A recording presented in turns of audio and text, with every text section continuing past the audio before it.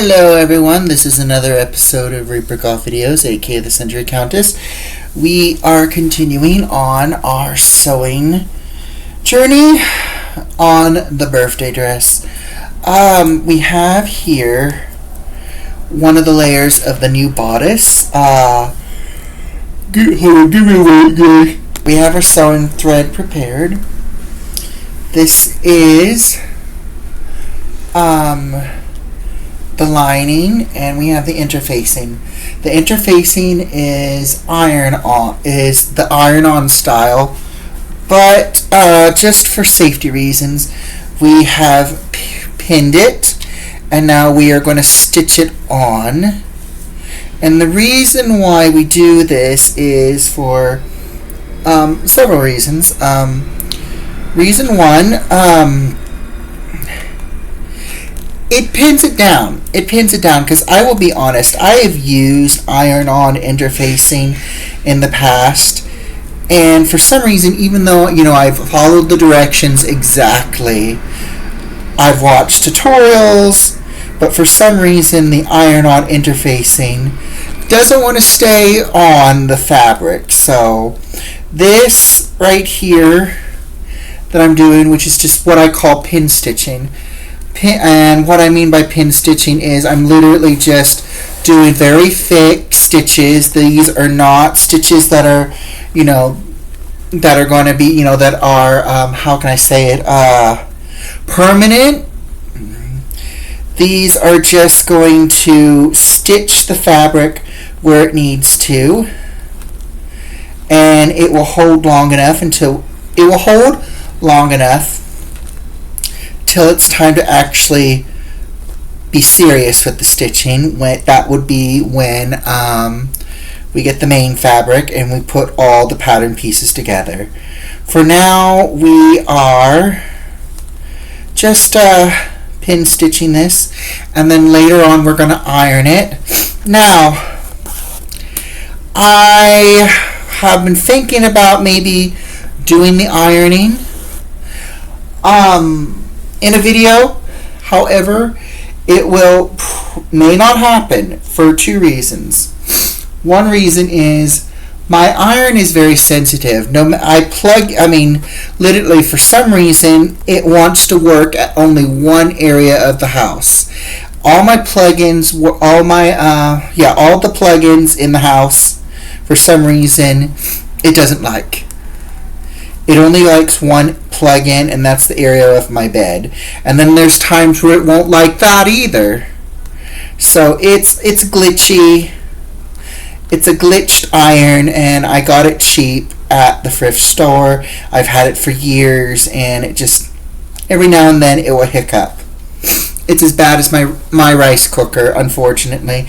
My rice cooker is a nightmare. So yes, so we're just whip stitching, and let me lower this a little bit so you guys can see what we're doing. So when I get to a turn, I like to kind of whip stitch, just a small whip stitch. I'll do like 2 little stitches, tie a little knot, and then continue that way. In case I run out of the thread, it doesn't gather it. It just keeps it straight. That way when I pull it taut, it doesn't gather it up either. And like I said, these are just big little, running stitches, as a way they call it. But I like to refer to it as pin stitches when I do it this way, because the purpose is it's just keeping the fabric layers pinned in place. There's another method to pin it in, and I've seen it, and I'm sure you guys know what it is, where they just, best way to describe it, they just whip stitch the entire area, and it's like, that is a waste of thread, and we're not going to do that. So this is my way of pinning my fabric.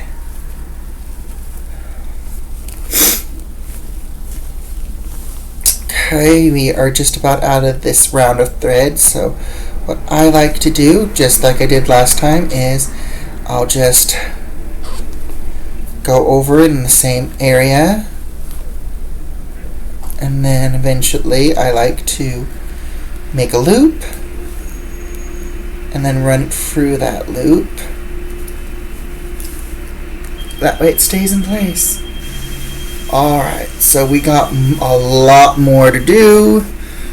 So we're going to prepare the thread. Now I have a story about threading, basically threading. So my grandmother showed me a certain way to do it. And I had a relative who also loved to sew. Now that relative would scold me whenever they saw me sew and literally tell me that what I was doing was all wrong. And they showed me how to do it this way. Well, long story short, there are several ways to prepare your needle and thread. And this is my grandmother's method, so I prefer it instead of that relative's method, because literally, and there was a time where I did a small sewing project, a very tiny sewing project. Everything was fine, but they had found out how I had done it. Now the sewing stitches was perfect, everything was perfect, but they had to seam rip it all and tell me I had to do it their way. And this was after they complimented it, by the way. But then when they found out how it was sewn, that was when they saw the imperfections. It was not done through their way of stitching. So the moment they found that out, there was something wrong with the item. But life is like that these days. It's like you can't satisfy everybody. And when somebody wants to make a point, wants to be like, their way is the right way. And I hate that type of way of thinking, but it exists. And unfortunately, it's not going away. And it's not just, there's a certain way of sewing, there's a certain way of threading a needle. It's like it's other things as well. And it's like, and it has to be like, if it's not how they do it, then it's wrong. Well, I hate to bust their bubbles, but there's different ways to do it, and some people prefer their way and their ways of doing it and not that person's ways. And that person may not like it, but, they have to live with it.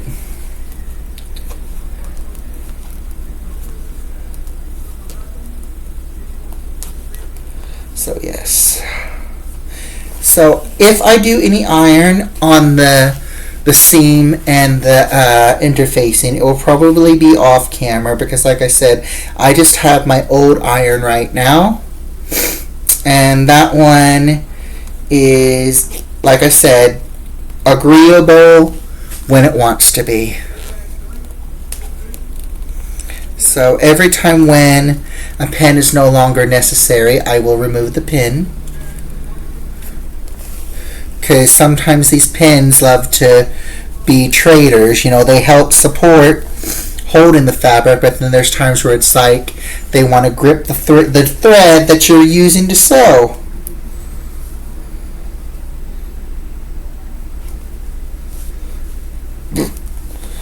Excuse me. So you guys, I had to pause the camera for a moment because I was worried that somebody that was outside was going to get picked up. And I don't know if they were referring to me, but they were talking about if people have seen the vampire that lives here. Oh, I can still hear them. They just started up again, but it sounds like they're a little bit away, so I don't think he's going to be picked up. But if he sounds like he's getting louder again, I will pause, because some of the stuff that he was saying was, let's just say, if it were to get picked up, this video would probably get demonetized, or worse. But from the voice, I would have to say it is somebody who lives on my floor, who unfortunately has some mental health issues and is unfortunately now best friends. And I hate to say it, but I think there's a thing going on between them and 329. And you know what's bad is when you have a homophobic crazy Karen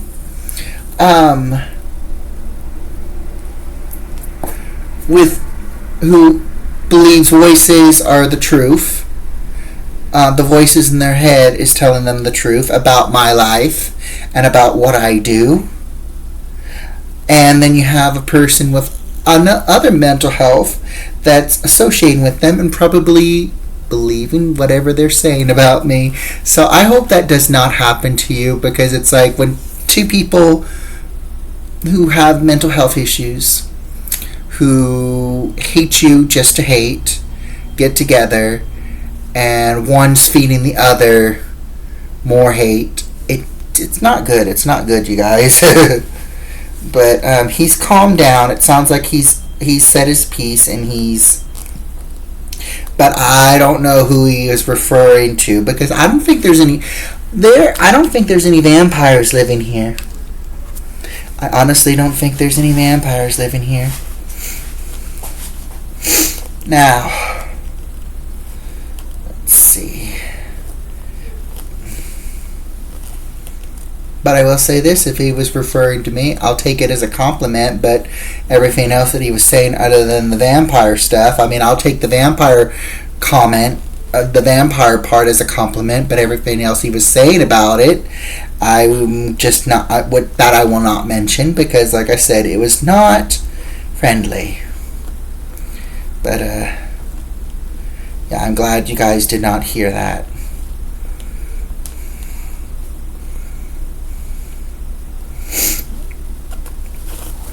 Okay.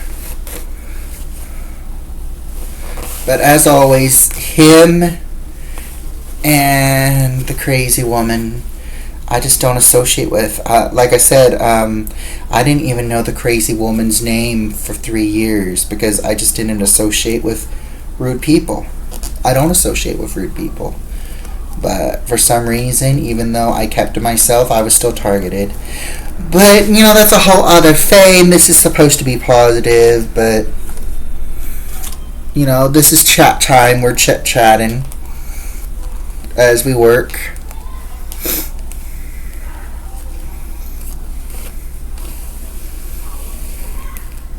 I will say this, I'm kind of getting used to these nails. The only hard part is my septum. I've been practicing with my septum, and I almost lost the little knob again, and I'll be heartbroken if I lose this knob, if I lose the knob for good.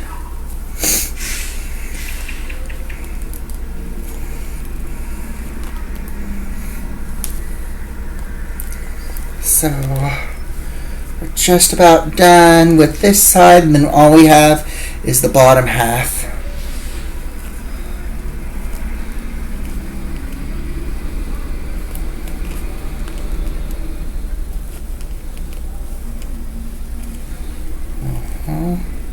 And just saying again, these are pin stitches. They're not, they seem rushed. They obviously are rushed, but the purpose is for them to hold the fabric in place for the time being. They're not meant to be permanent.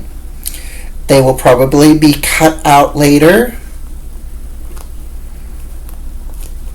They're just here to keep both fabric and the interfacing in place. Now, we still need the second dress that we'll be using. And then we did order some trim and fabric glue today. Our small grocery order came in from Amazon, but for some reason the trim and the glue did not. It's set for tomorrow. We may not be here tomorrow, but I will be honest, it's fine, because tomorrow is a very important thing. As you guys know from the community page, Um, the wait list for the future housing is at risk because there was something that was amiss. I did not know it was amiss.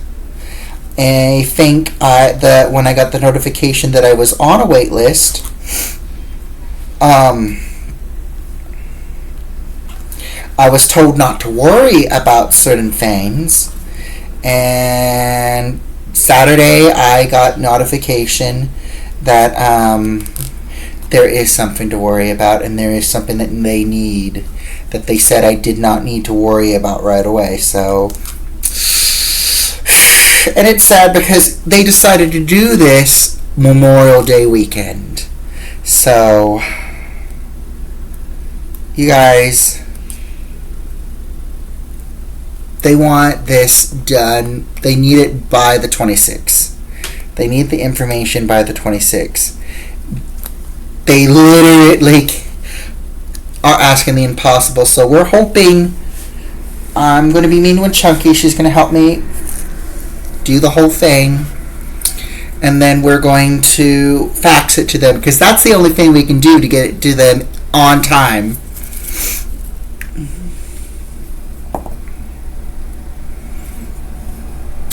So fingers crossed it works, because that's literally the only way.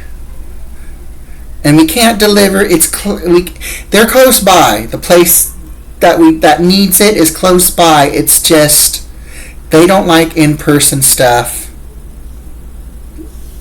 It's like when you come in person to do something, they look at you with raised brows. So, and I know this because this happened before when I first applied. Which is how I got this place. One of the reasons how I got to this place. So,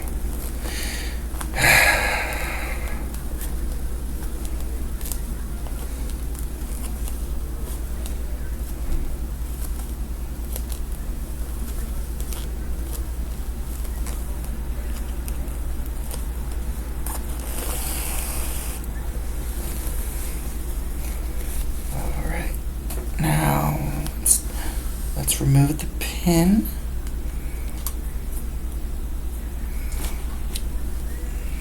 And then let's repin it real quick. Sometimes we may have to adjust the pin.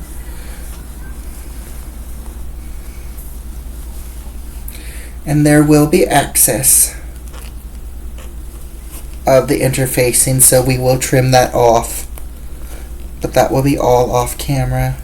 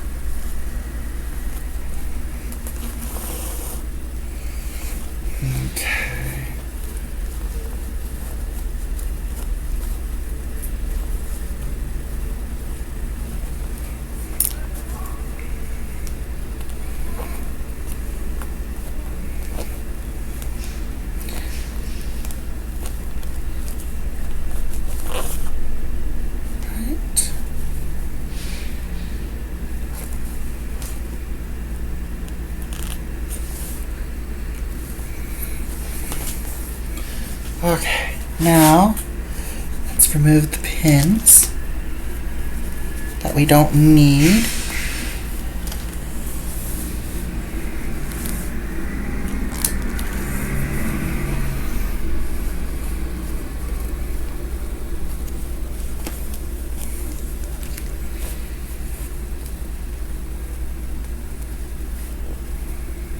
And then what we'll do is we'll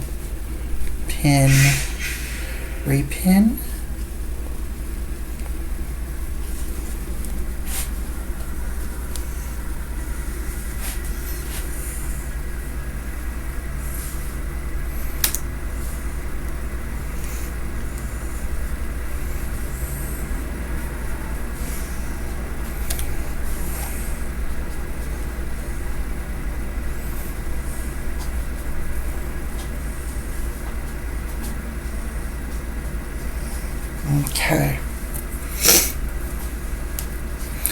Let me prepare some thread.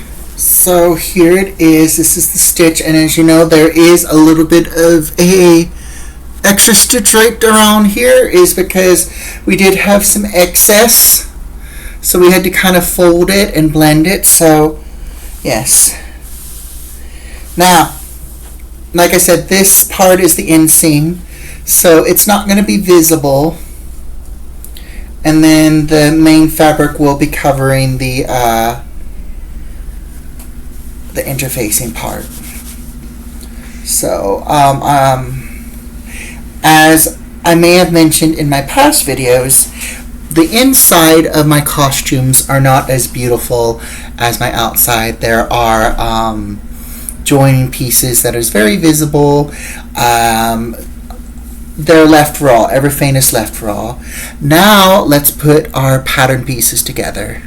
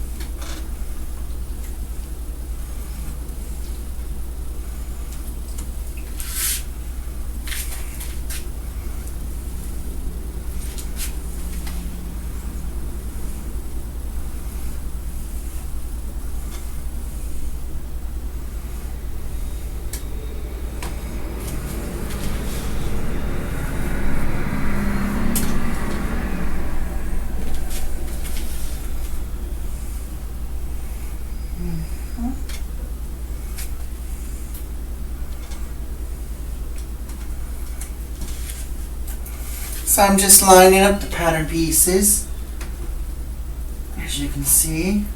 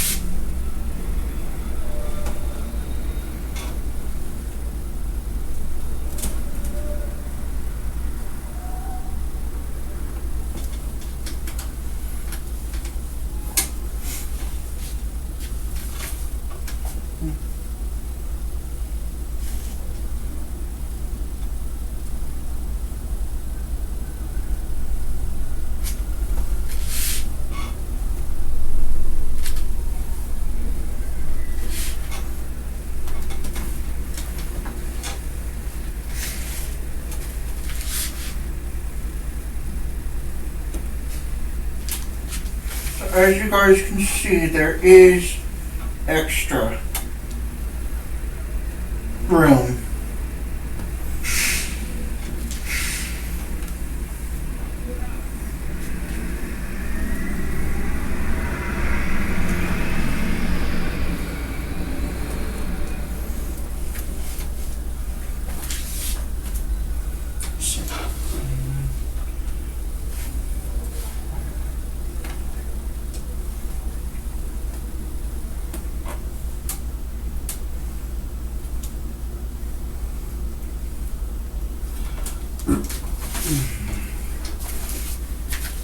So we may have to take it in a little, at least on this section of the,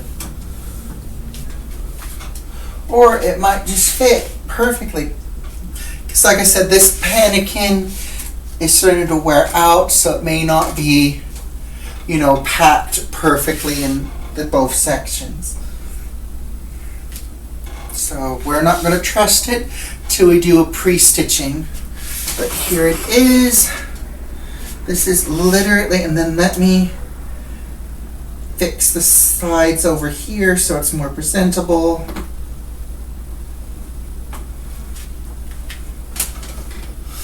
And then here's the back.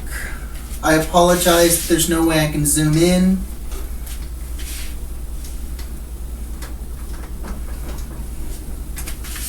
But yeah, this is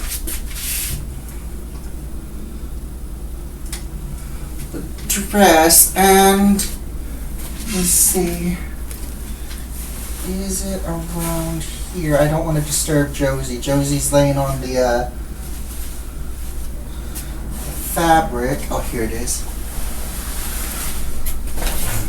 So when this is the trim, and as you know, it was kind of like we're like here, and then there was a stomacher, the built-in stomacher. But when we get done, we're going to do, and it's going to be on either side, that, and then a little line there, and it's going to look something like that, and then it's going to match the. Then, as you know, the other side is going to do the same. But as you can see, we need the other dress, so we have more of this. And of course, we have the extra pieces from the lace. That's the fake bows that are made from this same material.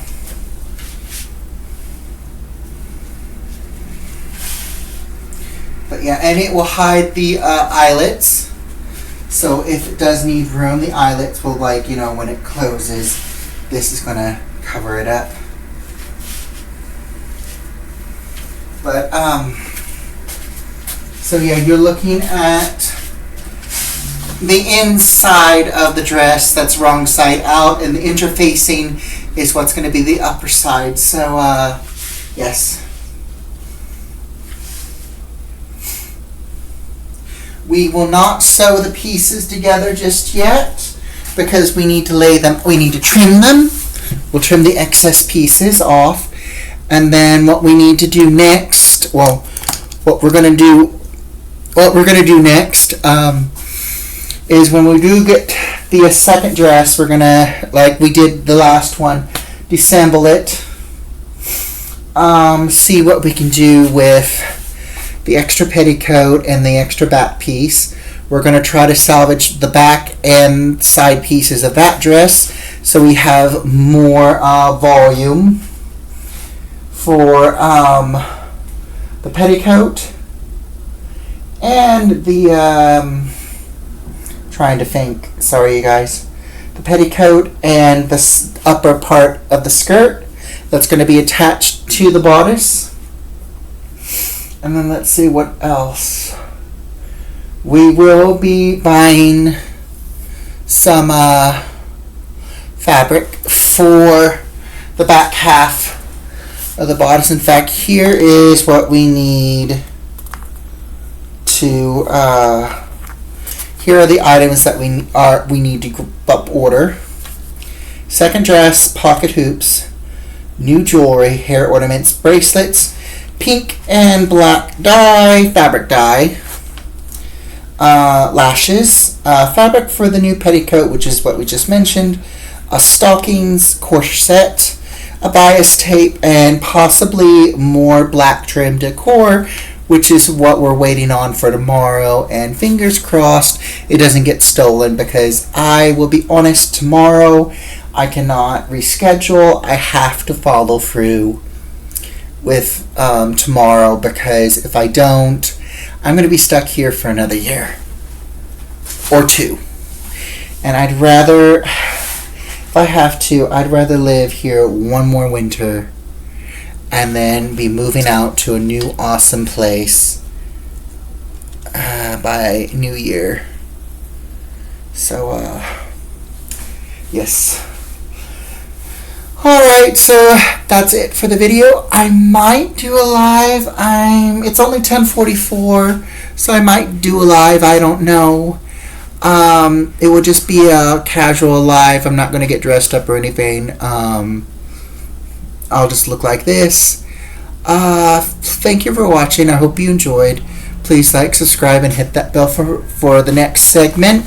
The next segment will probably be doing the overlay of the black trim over the silver bit, because I do not like silver. I mean, pink and silver looks nice, but for my birthday costume, I want it to be black, not silver.